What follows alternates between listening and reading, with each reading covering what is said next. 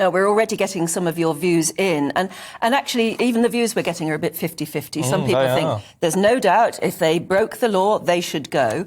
On the other hand, I think a lot of people were surprised that Rishi Sunak got a fine. Yes, I didn't even know that was in the offing. So you could argue, I mean, a lot of people who were arguing get rid of Boris Johnson were assuming that Rishi would be there in the background to take over.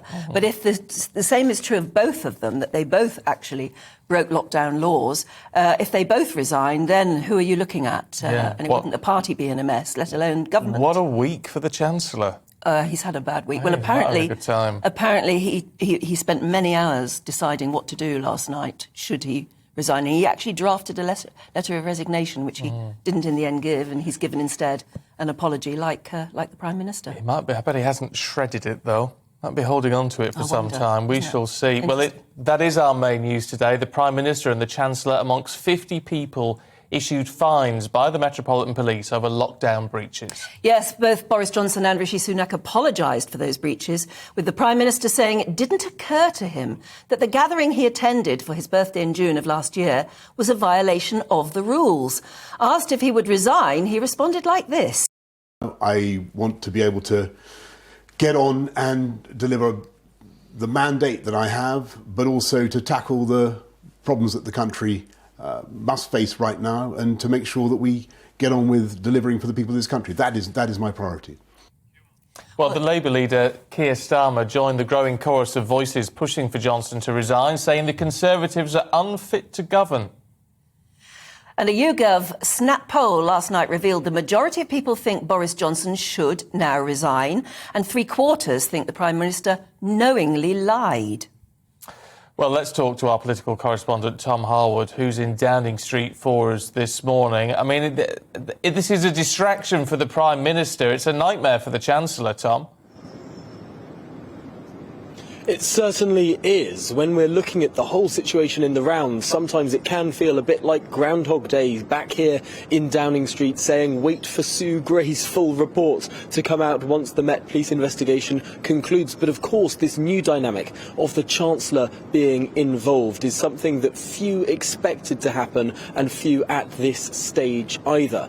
The fact that this set of fixed penalty notices has been issued with regards to an event on the 19th of June is incredibly significant. This was one of the probably one of the lesser known about events, certainly one of the ones that didn't attract all of the big headlines at the time. A 10-minute gathering in the Cabinet Room on the 19th of June amongst people who were in there for a meeting beforehand. It's easy to see why those sitting around that cabinet table may well have thought of this not as a party, but as some sort of work event that was stretching on beyond the meeting beforehand. Indeed, it's likely that they thought so much, or so little of it, I should say, that they briefed it out to the press at the time. On the 20th of June 2020, this particular event appeared in the pages of the Times newspaper as a bit of colour to a story about the Chancellor and the Prime Minister working hard,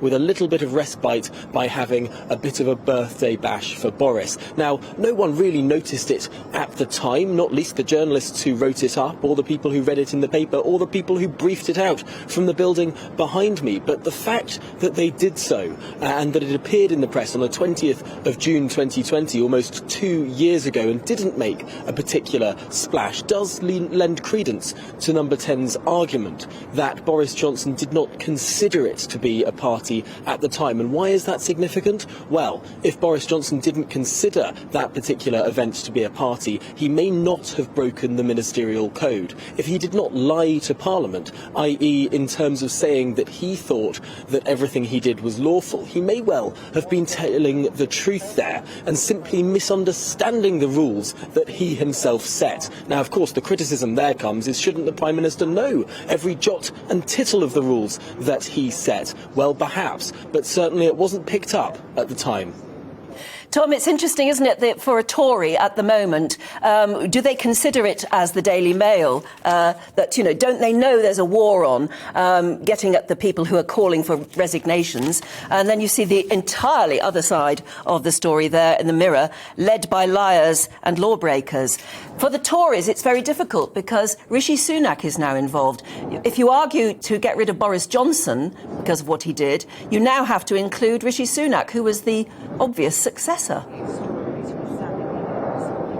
Well, exactly. This is one of the points that is saving the Prime Minister's skin, perhaps more than anything else. The unpredictability of what a leadership contest would look like. Of course, Conservative leadership contests are always pretty unpredictable. If we go back to 1975, few would have expected Margaret Thatcher would have become the leader of the Conservative Party. If we go up to 1990, who would have thought that John Major would be the person that emerged from the fray? And in 2001, who would have thought, indeed, that it was Ian Duncan Smith rather than everyone was expecting Michael Portillo?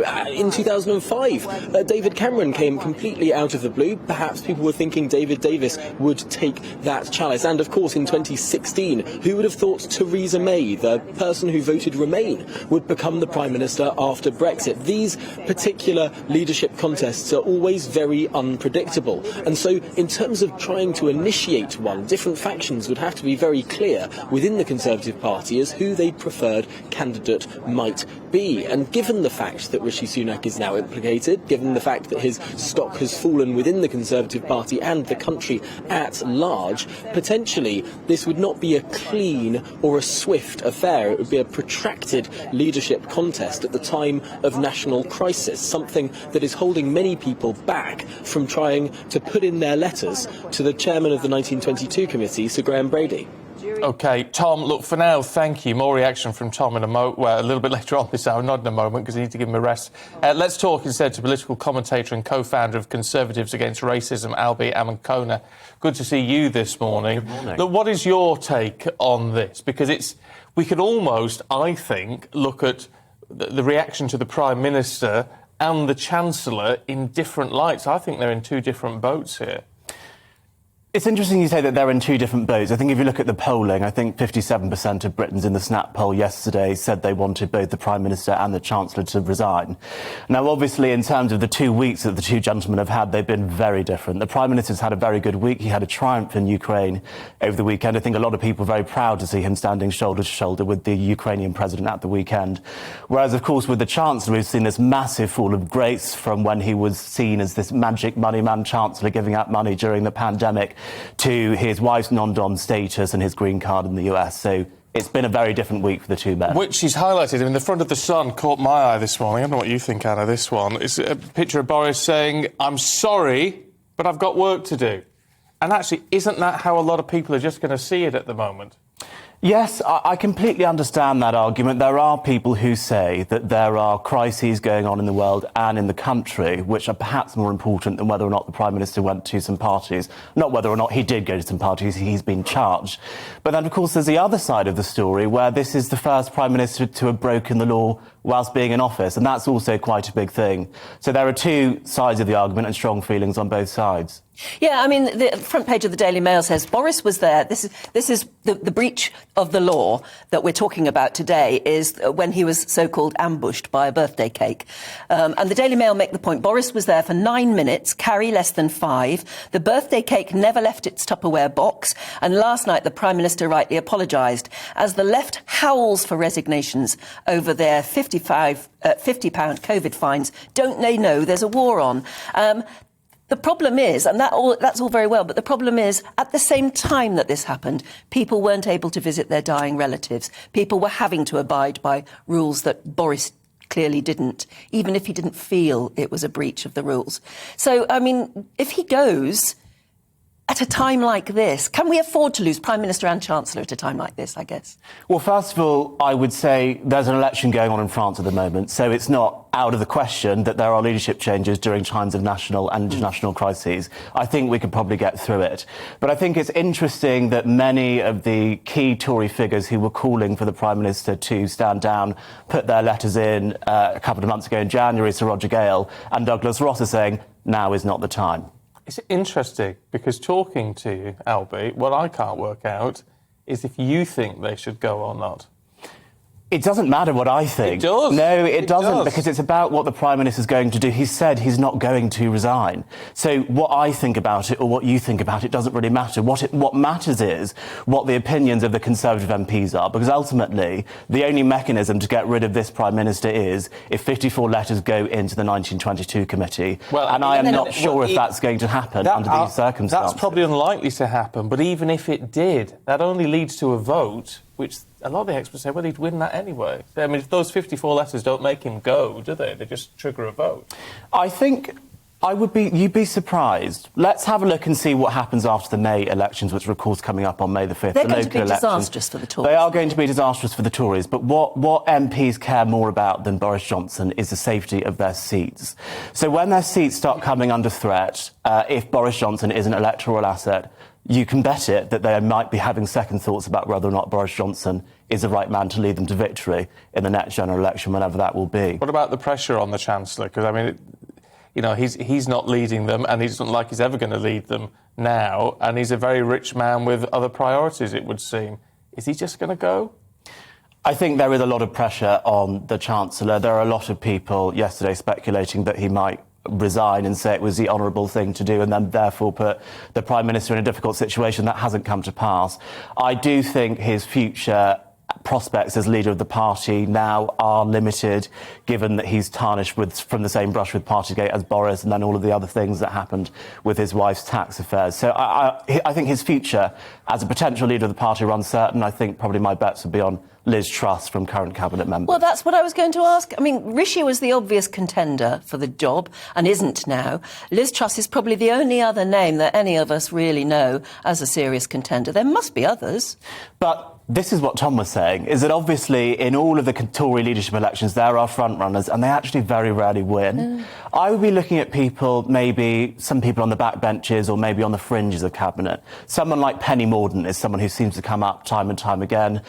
She seems to have found a niche as being both a one-nation Conservative but also a very, very big supporter of Brexit. So perhaps that's someone who could bring the entire party together. Other contenders, people like Nadhim Zahawi, who was obviously the Vaccines Minister, now Education Secretary, looking very popular. Ben Wallace has had a very good war and has kind of emerged from a period of not really being very known to someone that's a very prominent figure in the cabinet and seen as handling the Ukraine crisis very well. So I wouldn't necessarily say, well, we all know who Liz Truss is, therefore she's going to be the next Prime Minister. It tends to be with these Tory leadership elections, people on the fringes tend to win. It's going to be interesting to see who, I mean, whenever this may happen, and so we're not thinking, it's very unlikely it's going to happen anytime soon. But it's how they rally the troops behind them. What message do the backbenchers want to hear? I think the message the backbenchers want to hear is that this is a Prime Minister who's going to get on with the things that he promised at the last general election, things like levelling up. But then, of course, there are other problems, like the fact that we've raised taxes to the highest levels since the early 20th century. Very unconservative thing to do. So I think they want a message that taxes are going to come down so the economy can grow, so that people like you and I and everyone watching have got more money in their pockets so they can decide how they want to spend it. Policies like that are what Conservative backbenchers want to hear from the Prime Minister, and that they hope that that's going to keep them their seats at the next general election. So the timeline is the next elections, we have agreed, will probably be pretty disastrous for the Tories. Then The May elections will be disastrous. The next general election might not be, because, of course, that's a number of years away. There's time to change policies. There's even time to change leader and chancellor before then, isn't there? So they're playing the long game now, aren't they?